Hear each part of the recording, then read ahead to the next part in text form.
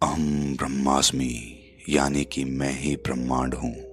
ये सच है कि एक इंसान के भीतर पूरा ब्रह्मांड बसता है, लेकिन समस्या तब पैदा होती है जब वो खुद पर विश्वास नहीं कर पाता। इसीलिए जीवन में कभी सफल भी नहीं हो पाता। रामायण का एक बहुत प्रसिद्ध प्रसंग है।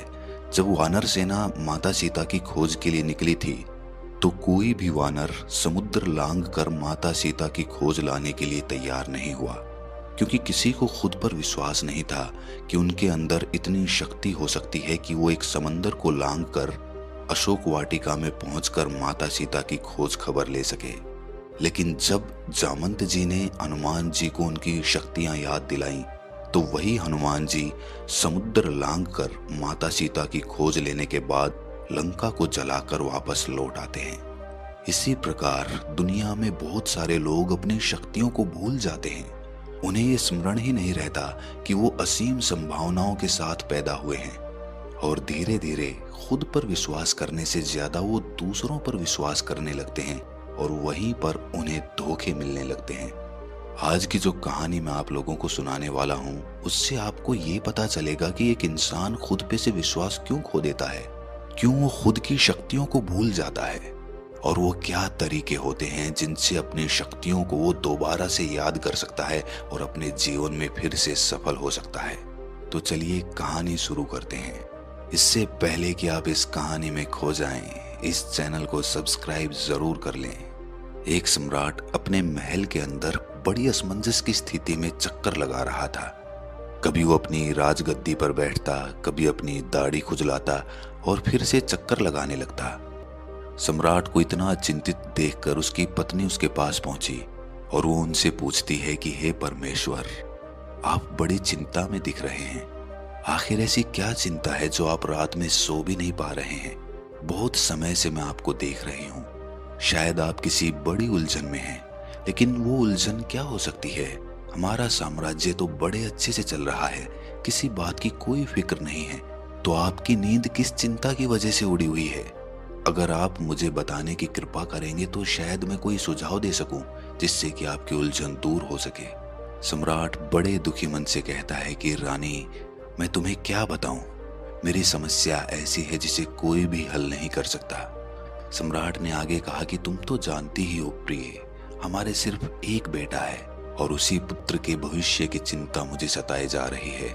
उसमें इतना सामर्थ्य नहीं है, वो बहुत भोला भाला है। मुझे यही चिंता सता रही है कि मेरे जाने के बाद ये किस प्रकार इस राज्य को चला पाएगा। कहीं ऐसा ना हो जाए कि मेरे मरने के बाद कोई मंत्री उसके साथ धोखाधड़ी करके पूरा राज्य खुद हड़प ले। क्या करूं, क्या ना करूं, कुछ समझ नहीं आता। सम्राट का बेटा बचपन में शारीरिक रूप से बड़ा दुर्बल था।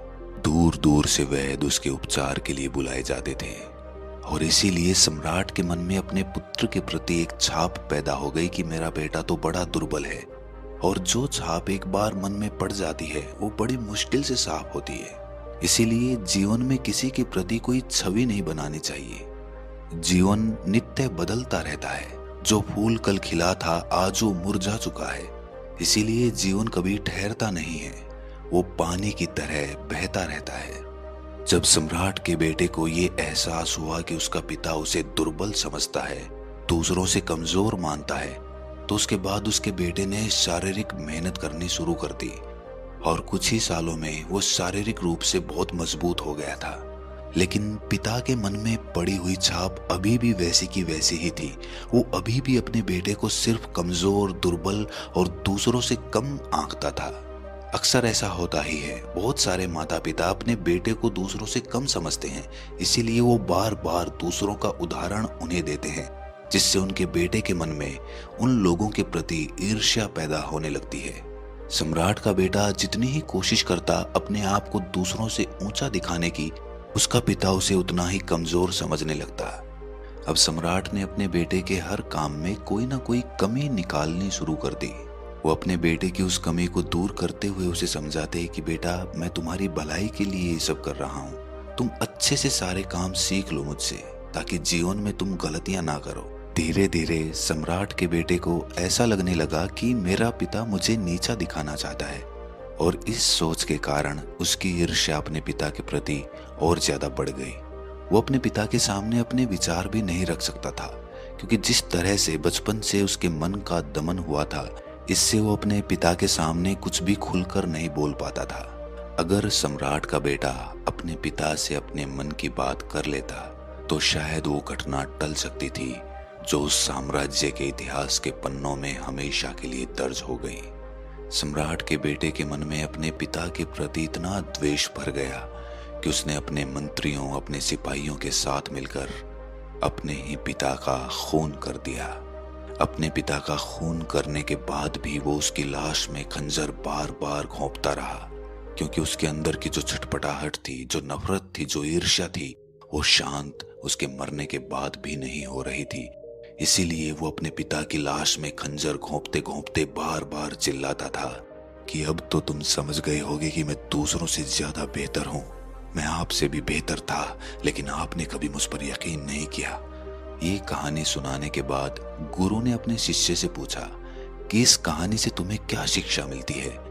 क्या जो कुछ हुआ वो किसी तरीके से टल सकता था? संध्या का समय था, आसमान में सूर्यास्त हो रहा था, पक्षी अपने घोंसलों की तरफ वापस लौट रहे थे। गुरु हर रोज अपने शिष्यों को एक कहानी सुनाते थे और उस कहानी के माध्यम से उन्हें शिक्षा दिया करते थे।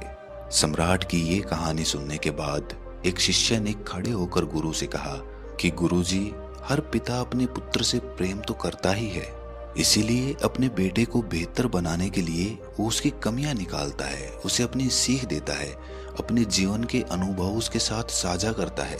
तो इसमें उसके बेटे को इतनी ईर्ष्या, इतना गुस्सा करने की क्या आवश्यकता थी? इस पर दूसरे शिष्य ने खड़े होकर कहा कि गुरुदेव, ज्ञान और कमियां सही समय, सही वक्त और सही जगह देखकर दिया जाना चाहिए, तभी उसका सही उपयोग होता है। दूसरों के सामने अपने बेटे की बेइज्जती करना, दूसरों के सामने अपने पुत्र को नीचा दिखाना, उसे दूसरों से कम बताना, दूसरों के सामने चर्चा करना कि मेरा बेटा तो कमजोर है, इससे उस पुत्र के मन में ईर्ष्या का भाव पैदा होना स्वाभाविक था। शायद उस सम्राट ने दूसरों के सामने अपने बेटे को कुछ कहा होगा, उसकी बेइज्जती की होगी, उसको कम बताया होगा दूसरों से, और इसी कारण से उसके पुत्र के मन में उसके प्रति कोई कांटा चुभ गया होगा। ये सुनकर एक और शिष्य ने एक उत्तर दिया। उसने कहा कि गुरुदेव, हमेशा किसी इंसान की कमियां निकालने की जगह कभी कभी उसको शाबाशी भी देनी चाहिए, ताकि उसे ऐसा ना लगे कि सिर्फ मेरी कमियां मुझे बताई जा रही हैं। इसके विपरीत उसे ऐसा लगे कि मेरे अच्छे काम की सराहना भी होती है, ताकि उस इंसान के मन में एक प्रेम भाव का उदय हो सके। तभी तो उसे ये एहसास होगा कि जो मेरी कमियां निकाली जा रही हैं वो मुझे दूसरों से नीचा करने के लिए नहीं, बल्कि मुझे बेहतर बनाने के लिए की जा रही हैं। सबकी सोच जानने के बाद गुरु ने कहना शुरू किया। गुरु ने कहा कि हर एक इंसान इस दुनिया में असीम संभावनाओं के साथ पैदा होता है, लेकिन हमारा समाज हमेशा किसी इंसान की संभावनाओं को देखने की बजाय उसकी कमियां देखता है, और बार बार किसी की कमियां उसके सामने रखने के बाद उस इंसान का खुद पे से विश्वास उठता चला जाता है। कमियां बताना इतना आवश्यक नहीं होता जितना कि उन कमियों को दिखाना। जब तक किसी इंसान को खुद ये एहसास ना हो जाए कि वो कुछ गलती कर रहा है, उसमें कुछ कमी है, तब तक आप उसे कितना भी समझा लें, उसे कुछ समझ में नहीं आएगा।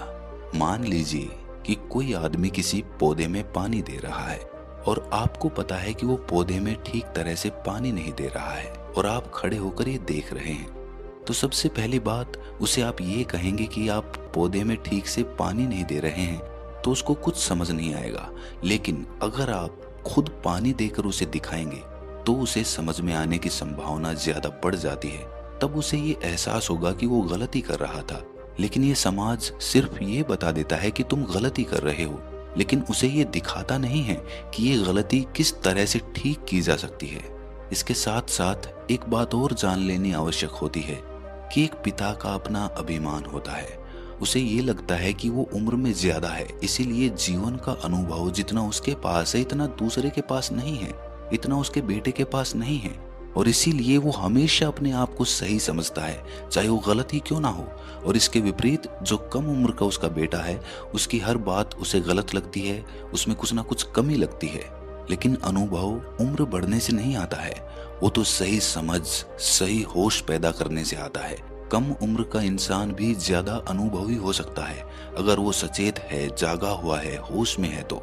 और कुछ लोग अपना पूरा जीवन बिता देते हैं लेकिन उसके बाद भी उनके जीवन में कोई ऐसा अनुभव नहीं होता जिस पर वो अपना प्रमाण दे सके, क्योंकि उनका पूरा जीवन एक सुप्त अवस्था में बीता है। तभी तो कुछ इंसान ऐसे होते हैं जो एक ही गलती को बार बार दोहराते रहते हैं। तो क्या आप ऐसे इंसान को अनुभवी कह सकते हैं जो एक ही गलती बार बार दोहरा रहा हो? और इसके साथ साथ एक बात और समझ लेनी आवश्यक होती है कि किसी भी इंसान के काम में कमी वही निकाल सकता है जो उस कार्य क्षेत्र में अपने आप में अनुभवी हो, जो उस काम को अच्छे से जानता हो। जो जिस काम को जानता ही नहीं है और व्यर्थ में उसके बारे में अपनी राय दे रहा है, तो वो राय किसी काम की नहीं है, वो सिर्फ उसके अहंकार का प्रमाण होता है। अगर शरीर में कोई बीमारी है तो उसका इलाज कोई चिकित्सक ही बताएगा। अगर कोई बिना चिकित्सा का अध्ययन किए किसी को बीमारी ठीक करने की सलाह देगा तो उल्टा वो उसका नुकसान करेगी।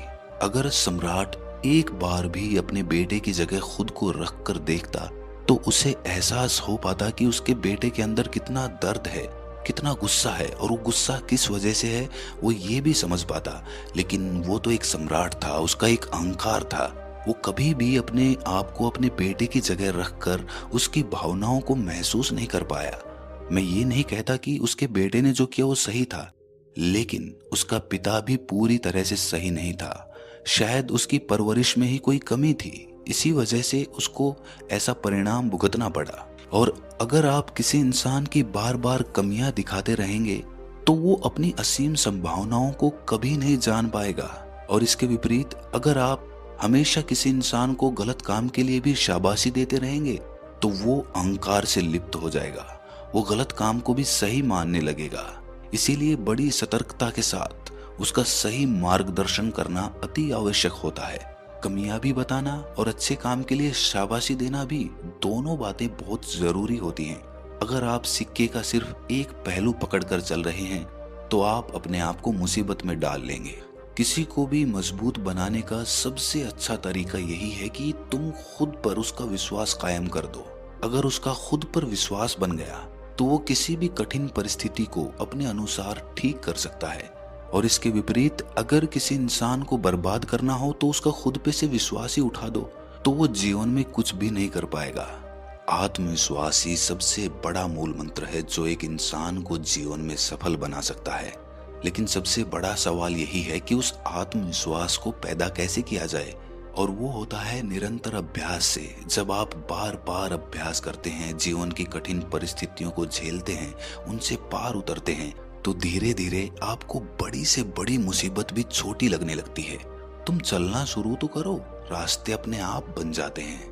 लेकिन कुछ लोग सिर्फ रास्ते के बारे में सोचकर ही सोच विचार में पड़े रहते हैं कि रास्ता कितना कठिन होगा, मैं कैसे पार करूंगा, और इसीलिए वो जीवन में कभी एक कदम भी आगे नहीं बढ़ा पाते, वो शुरुआत ही नहीं कर पाते।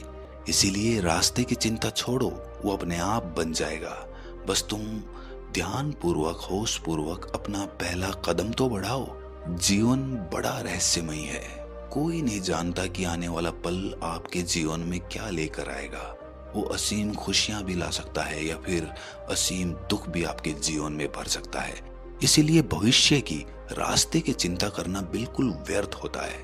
हमारे पास हैं सिर्फ कुछ पल जो हम वर्तमान में जी रहे हैं, बस उन्हें जी भर के जियो। कल की फिक्र में अपने आप को बर्बाद मत करो और अतीत की यादों से खुद के मन में पश्चाताप के भाव मत भरो। जीवन में अच्छे और बुरे दोनों अनुभव होते हैं और वही परिपूर्ण जीवन कहलाता है। सिर्फ एक तरीके का अनुभव, सिर्फ अच्छा अनुभव आपके जीवन को परिपूर्ण नहीं बना सकता। ये सिक्के के दो पहलू होते हैं और सिक्का तभी परिपूर्ण होगा जब दोनों पहलू साथ रहेंगे। बुरे अनुभव से ही पार उतर के अच्छे अनुभव जीवन में पैदा किए जाते हैं। जो इस रहस्य को जानता है वो जीवन में चलता रहता है, कभी नहीं रुकता, चाहे कितनी भी कठिन परिस्थिति क्यों ना हो। और जो सिर्फ रास्ते की सोचकर चिंता में पड़ा रहता है वो जीवन में कोई नई शुरुआत नहीं कर पाता। उसका जीवन पूरा यंत्रवत चलता है, एक तरीके का जीवन। उसी तरह सुबह उठना, काम करना, रात में सो जाना। अगर जीवन में कुछ अलग करना है तो अनजाने रास्तों पे बिना डरे हुए आगे बढ़ते जाओ और आखिर में जीत तुम्हारी होगी। इसके बाद सभी शिष्य अपने गुरु के साथ आश्रम में खाने के लिए निकल जाते हैं।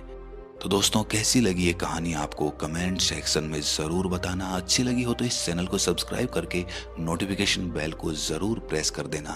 तो मिलते हैं अगली कहानी में, तब तक के लिए अपना ख्याल